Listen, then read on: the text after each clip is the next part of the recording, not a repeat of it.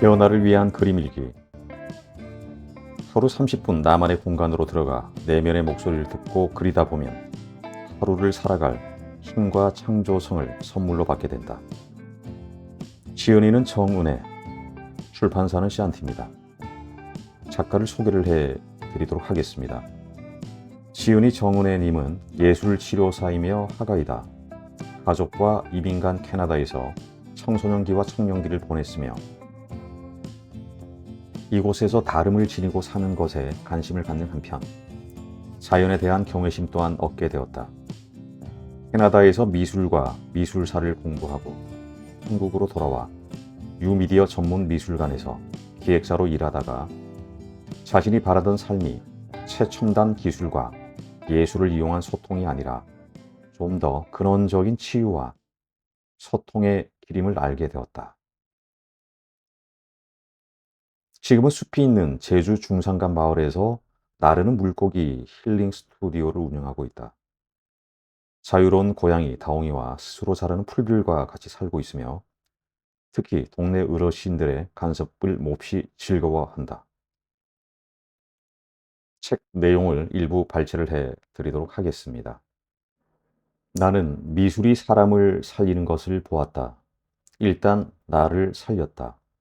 풀어 헤쳐져 나를 삼킬 것 같던 감정이 정리가 된 것은 그림이 내 감정을 담아 주었기 때문이다.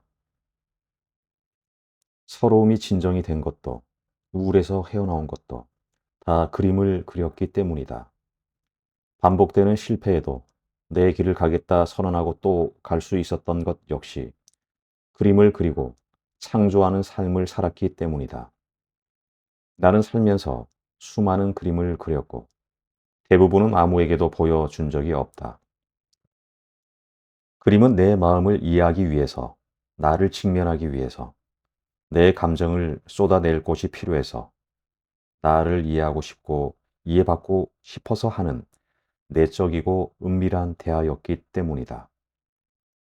다른 종류의 미술을 해본 적도 있다.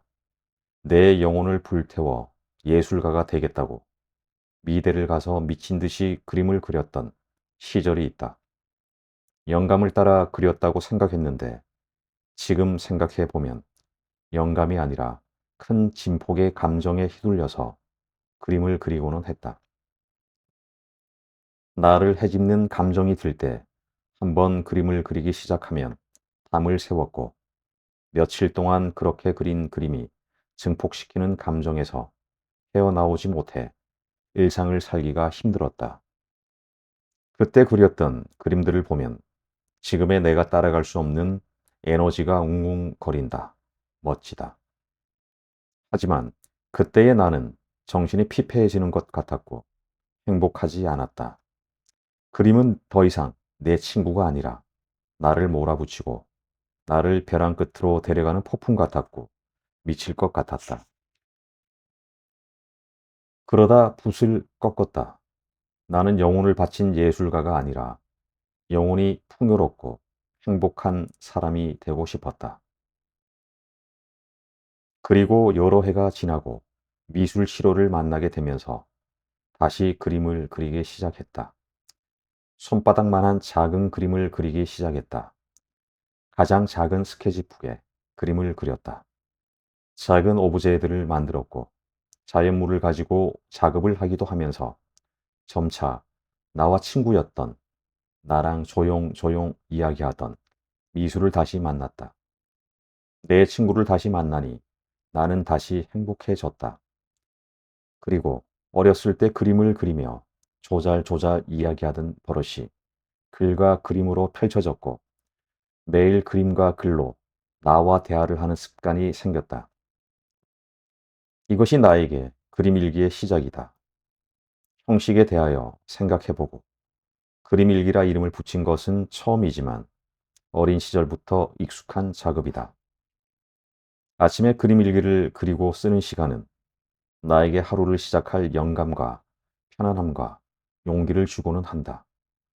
나의 마음과 이렇게 소통을 하고 나면 훨씬 더 마음이 차분해졌고 평화로워졌고 하루를 살 수 있었다. 그리고 아무도 내 마음을 몰라주고 누구 한 사람이라도 내 마음을 알아주었으면 할 때 그림을 그리면 괜찮아졌다. 내가 내 마음을 보아주고 알아주어서 복잡하고 정신없고 수많은 사람들의 이야기가 소용돌이치는 세상에서 여리고 연약한 내 마음이 살 수 있었다. 그림이 당신의 마음도 보듬어주고 위로해주고 진심을 열어 보여줄 것이다. 그럼에도 불구하고 과연 내가 할 수 있을까? 라며 주저하리란 것을 안다.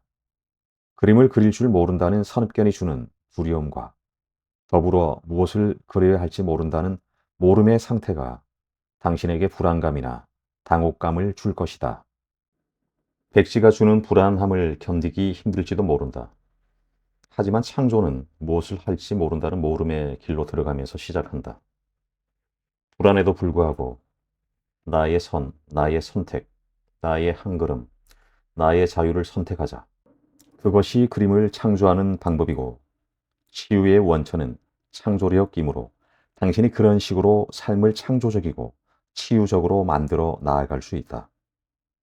다른 예술 활동과 다르게 그림 일기는 골방에서 홀로 하는 은밀한 대화이다.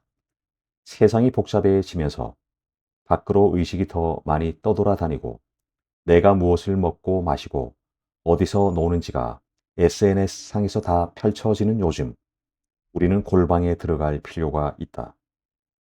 파도처럼 주변을 쓸면서 움직이는 외적인 욕구와 욕망을 따라가지 않고 내면의 진실을 따라가려면 자신의 작은 소리를 들을 수 있는 곳이 필요하다. 내면의 소리는 작고 수줍어해서 밖에서는 대화가 잘 안 된다. 나는 우리 모두가 창조적인 예술가로 태어났다고 믿는다. 다른 사람들도 그렇게 믿는 줄 알았는데 이 책을 준비하면서 인터뷰한 많은 사람들이 한 번도 그렇게 생각해 본 적이 없다고 해서 놀랬다. 내가 놀라는 게 놀랍다며 그들도 놀라워했다. 연애야, 그렇게 생각하는 사람은 아마 아무도 없을걸? 이라고 말하는 친구가 미워질 뻔했다. 우리가 예술가로 태어났다는 명제가 내 삶에선 너무나 핵심적인 것이어서 혼란스러워졌다. 그러다가 우리가 예술가로 사는 것에 대한 견해가 다르다는 것을 알았다. 사람들에게 예술은 자신의 삶과 영혼을 바치는 예술가의 고유한 영역이고 타고난 재능이 있는 사람이 해야 한다는 믿음이 있다. 또한 예술은 완성도가 높은 결과물에만 붙일 수 있는 말이라고 믿는다. 내가 우리는 모두 예술가로 태어났다고 말할 때 나는 우리가 모두 삶의 예술가라고 말하고 있는 것이다. 삶의 예술가는 자신의 삶 전체를 창조적으로 만드는 사람이자 하루하루의 일상을 통해 자신을 창조적으로 표현하는 사람이다. 이것은 타고난 재능을 가지고 한평생을 쏟아부어야 이룰 수 있는 완성된 결과물이나 숙련의 경지에 대한 이야기가 아니다. 삶의 예술가는 삶을 창조적으로 가꾸는 사람들이고 일상을 특별하게 하는 행위들로 채울 줄 아는 사람들이다. 인간은 미학적 인간이라고 주장하는 인류학자 지사나 야케는 예술을 특별하게 하기라고 정의한다. 나는 이에 몇 가지 특징을 덧붙이고자 한다. 삶의 예술은 일상 넘어 존재한다고 여겨지는 예술을 다시 삶의 영역 안으로 들여놓는 것으로 크게 다음 세 가지의 특징이 있다고 생각한다. 첫째로, 그것은 자신의 삶을 표현하는 행위들을 그것이 밥을 먹는 것이든 걸어 다니는 것이든 소리를 내보낸 것이든 자국을 만드는 것이든 무엇이든 간에 특별하게 만든다. 이것이 다른 말로는 의식이다. 둘째로, 그 행위를 하는 사람과 행위 사이에 일치감 또는 몰입이 있다. 셋째로, 그 행위의 결과물이 가식적인지 비가식적인지를 막론하고 내면이 충만해지는 경험을 한다. 몇 해 전 추석 때의 일이다. 아직 송편을 못 먹었다고 하니 약선 음식을 만드는 최순남 선생님께서 만나자고 하셨다. 마음에 드는 꽃을 밭에 가득 키우고 각종 약초를 키우고 장을 담그고 몸이 아프고 마음이 허한 사람들에게 약이 되는 음식을 먹이는 분이시다. 선생님은 만나자마자 작은 도시락통 하나를 내미셨다. 그 안에는 송편이 10개쯤 들어 있었는데 흰색 바탕에 알록달록한 색으로 꽃이며 잎이며 나무가 수놓듯이 얹어져 있었다. 이 송편을 먹으면 꽃을 먹고 나무를 먹는 거네요. 라며 감탄을 하니 원래 그렇지. 풀 한 뿌리를 먹어도 그건 꽃을 먹고 나무를 먹고 공기를 먹고 구름을 먹고 숲을 먹는 거지. 라고 말씀하셨다. 이 글을 쓰다가 갑자기 그분의 생각이 궁금해서 전화를 걸었다. 선생님은 언제 자신이 예술가라고 생각이 되세요? 그러자 이렇게 대답하셨다. 내가 자연에서 놀잖아. 그럴 때 자연과 내가 둘이 아님을 느낄 때 내가 예술을 한다고 느끼지. 어렸을 때 엄마 아빠가 집을 비우고 오빠들은 놀러 나가고 집에 혼자 있을 때가 많았다. 부모님은 내가 얌전하게 그림만 그리고 노는 줄 알았겠지만 나는 집 안과 밖을 휘젓고 다니면서 놀거리를 찾고 만드느라 바빴다. 한 번은 의자 위에 올라가서 천장 가장 높이 있는 접시를 하나 꺼냈다. 파란색 꽃무늬가 있는 예쁜 접시였는데 손님용이라 일상적인 사용이 금지된 접시였다. 깨뜨릴까봐 조심조심 들고 내려와서는 상위에 얹어놓고 오빠들 몰래 다락 한쪽에 숨겨놨던 초코파이를 꺼냈다. 포장을 조심스럽게 뜯어서 올려놓고는 가도와 포크를 찾아서 정성스럽게 조금씩 썰어 먹었다. 평생 먹은 초코파이가 몇 개쯤 될까? 한 500개? 1000개? 아주 많겠지? 그렇지만 내 인생을 통틀어 기억나는 초코파이는 그때 먹었던 그 초코파이뿐이다. 그때 초코파이를 썰어 먹으면서 예술을 하고 있다는 생각은 전혀 하지 않았지만 이제 와서 생각해 보면 그것은 모든 범주에서 예술 행위에 해당했다. 나는 그때 의식적으로 행위에 임했고 나와 내가 하는 행위 사이에 일치감을 느꼈으며 일상적인 먹기를 특별한 음미하기의 의식으로 만들었다. 즉, 나의 모든 감각과 노력을 사용하여 그 순간의 충만함을 경험한 것이다. 자신의 존재를 표현하는 의식적인 행동을 하고 표현된 그것과 일치감을 느끼고 그 순간에 맛볼 수 있는 충만함을 경험케 하는 것. 이것이 예술이라면, 그리고 삶의 예술가에게 주어진 예술 매체이자 무대이자 도구가 삶 자체라면 우리에게 주어진 예술의 기회는 무수히 많다. 나는 사람들이 예술과 창의성을 스스로에게 허락하지 않는 것 같다는 생각을 가끔 한다.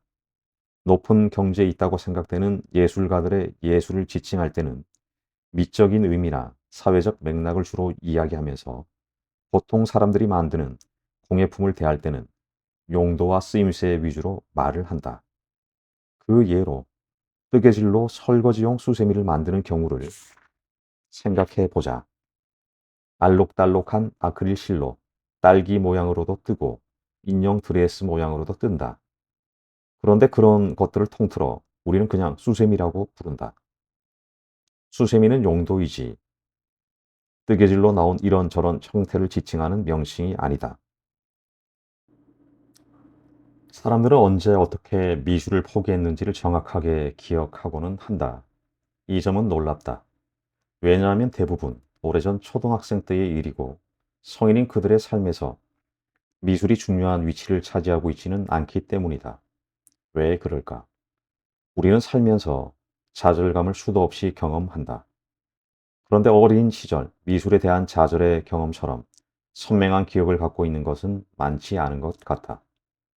나는 산수를 못해서 불편할 때가 많지만 그것 때문에 스스로를 부끄럽게 생각한다거나 수학자를 동경한다거나 몰래 수학책을 들여다보고 공식을 따라하면서 역시 나는 못해 라며 반복해서 자괴감에 빠지지는 않는다. 그런 사람을 본 적도 없다.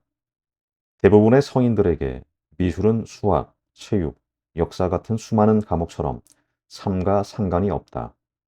그런데 유독 그림만큼은 못 그린다고 자신을 부끄럽게 여기고 재능이 없다며 스스로를 미술에는 젬병이라고 낮게 평가한다.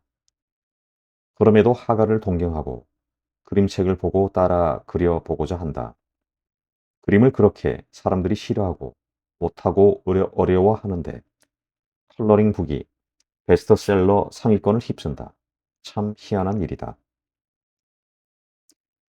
불조심 포스터 생각해보니 그때부터였던 것 같아요.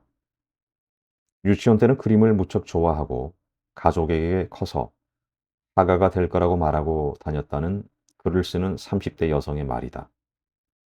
그림을 무척 좋아했던 꼬마가 언제부터 자신이 창조적이지 않다고 생각하게 되었는지 묻자 한참 생각하다가 무릎을 치면서 나온 대답이었다. 유치원 때까지는 그림을 그리면 모두들 다 잘 그렸다고 했고 그림을 그리는 것이 즐겁고 행복한 행위였는데 학교에 들어가니 그리기 싫은 것을 그려야 하고 점수가 매겨지고 자기가 그리는 방식이 잘못됐고 다른 방식을 배우라고 하는데 그게 잘 안 되었단다. 점점 흥미를 잃고 있는 차였는데 불조심 포스트가 마지막 한 방을 먹인 것이다. 하기 싫은데 억지로 하고 그래도 기대를 하고 그렸는데 자기가 그린 불조심 포스터가 뽑히지도 않았다.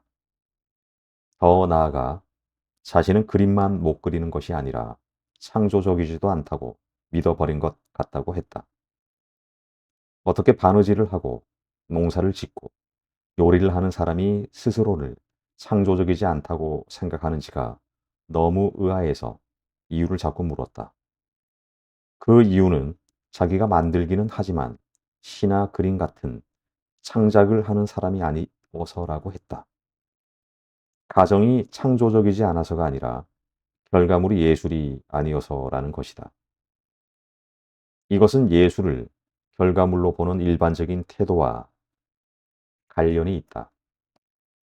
우리는 예술을 일반인이 번접할 수 없는 높은 장식대 위에 올려놓으면서 자신과 무관한 것으로 만들어 버렸다. 예술을 재능이 있어야 하는 것, 높은 경지에 오른 사람만이 할 수 있는 것이라는 정의를 내림으로써 예술은 내가 할 수 없는 것이라는 인식을 갖게 되었다. 아마 그렇게 나는 원래 재능이 없었어 라고 말하면서 좌절로부터 자신을 지키려고 하는지도 모른다. 오페라 가수 친구가 있다. 배역을 따내기 위해서 오디션을 보러 다니는데 점점 오디션 보는 것이 힘들어진다고 했다. 왜냐하면 사람들이 지적하고 판단하고 평가하는 게 자기의 연기 실력이 아니라 악기 소리가 아니라 자기의 목소리이기 때문에, 즉 자기 자신이기 때문이라는 것이었다. 자신의 목소리가 거부당할 때마다 자신이 거부당하는 것으로 느껴져서 절망감을 떨치기가 점점 더 어려워지고 그래서 앞으로 계속 할 수 있을지 모르겠다며 한숨을 쉬었다. 우리가 칭찬을 하거나 비판을 할 때 그 대상이 그 사람의 외적인 것, 실력, 기술, 연습 등인지 아니면 내적인 것, 지능, 재능, 목소리 등인지에 따라 받아들이는 사람의 반응은 무척 다르다. 그림을 못 그린다고 하는 사람들을 인터뷰할 때 그들이 말하는 부끄러움, 자괴감, 절망감 같은 표현, 그리고 그 감정의 강도와 반응의 패턴을 보건대 그들이 반응하는 것은 외적인 미술 실력이 아니라 내적인 재능, 더 나아가 그 사람 자신에 대한 평가 때문이 아닌가 하는 생각을 하게 되었다. 왜 사람들이 그림을 이렇게 두려워할까? 어떻게 하면 사람들로 하여금 그림에 대한 부담감과 두려움을 넘어서게 할까 하는 질문으로 탐구를 시작했는데 그 답이 될 만한 단서의 부스러기들을 따라가다가 꼬리를 밟은 순간 밟힌 그 무엇이 어르렁거리는 듯 했다. 수치심을 연구하는 학자인 브레네 브라운은 수치심과 죄책감과 부당함을 이렇게 구분한다. 부당함은 자기 외에 어떤 것이 잘못되었다는 느낌이고, 죄책감은 자신의 행동이 잘못되었다는 느낌이며, 수치심은 자기 자신이 잘못되었다는 느낌이라는 것이다. 어른들의 사회는 자신들이 만든 규칙에 의거해 여기에 안 맞는 것을 거른 것이라고 하면서 다름이 아닌 옳고 그름의 잣들을 적용한다. 규칙과 다른 것을 틀린 것으로 여기게 하는 문화가 자기가 잘 그린다고 믿었던 아이의 믿음을 수치심으로 바꿔 놓은 것은 아닐까. 사람들의 격한 반응은 그림을 못 그려서 나오는 것이 아니라 자신이 그린 그림이 틀렸기 때문에, 더 나아가 자신이 틀렸다는 믿음, 즉 수치심 때문에 나오는 것이 아닐까.